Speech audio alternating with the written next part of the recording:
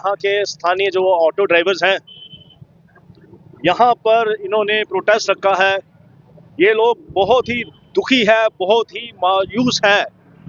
उसका कारण ये है कि ये पूरे दिन ऑटो चलाते हैं और ऑटो चलाने के बाद इनको शाम को 200, 250 या 300 इनकी पॉकेट में आता है। ये लोग, मैं आपको बता दूं, इन्होंने जो ऑटो लिया हुआ है 4 लाख रुपए का ऑटो लिया है और उसके ऊपर सूद 1.5 लाख का सूद है। तो इनको ऑटो यानी कि 4.5 या 5 लाख या 5.5 लाख का पड़ता है। इनको हर महीने EMI देनी पड़ती है। अब जब पूरा दिन जब इतनी मेहनत करते हैं, इतनी गर्मी में, तो शाम को 250-300 इनकी पॉकेट में आता है। तो मुझे बताइए इनका गुजारा कैसे चलेगा? इनको अपनी EMI निकालना असंभव हो जाता है, मुश्किल हो जाता है। तो ये अपने घर का गुजारा कैसे चलाएंगे? अब ये लोग, इनका मानना है कि ऐसा क्यों, पहले 400, 500, 600 या 1000 रुपये भी इनको आता था, लेकिन इसका कारण क्या है? क्यों कम पैसे आते हैं? क्योंकि आसपास के डिस्ट्रिक्ट के जो ऑटो जो ड्राइवर्स हैं, जैसे रियासी, रामबन या कश्मीर, डोडा, बाकी सारे डिस्ट्रिक्ट के ऑटो ड्राइवर्स यहाँ पर आते हैं और काम करते हैं, जिसके कारण यहाँ पर बहुत ज़्यादा सैचुरेशन हो गई है। बहुत ज़्यादा ऑटो हो गए हैं, चलाते हैं, जिसके कारण इनके काम को काफ़ी फर्क पड़ता है। इवन कि मैं आपको बताना चाहूँगा, इवन कि रोहिंग्याज यहाँ पर ऑटो चलाते हैं, कईयों के पास लाइसेंस भी नहीं होता। इवन कि बाहर की स्टेट के लोग भी यहाँ पर आते हैं, ऑटो चलाते हैं।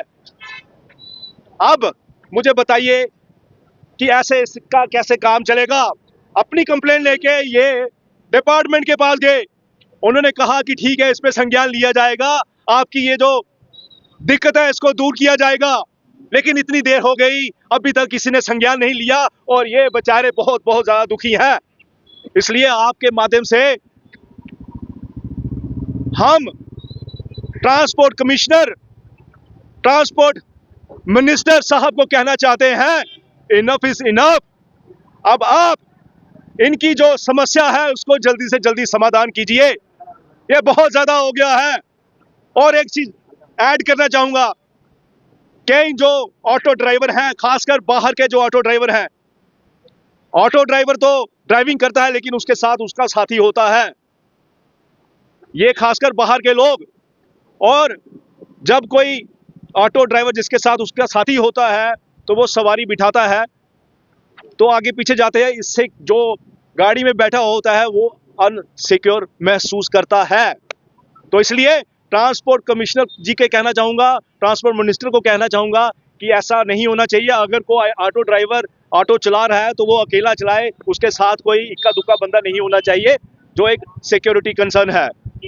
तो इसलिए हमारे लोगों की मांगों को जल्दी से जल्दी पूरा करो, इनके साथ अत्याचार मत करो, इनको भी हक है अपना घर का गुजारा करने का। धन्यवाद। बाकी मैं चाहूँगा कि जो हमारे रफीक शर्शीद जी हैं और हमारे जो ऑटो चालक है, ये बात करें।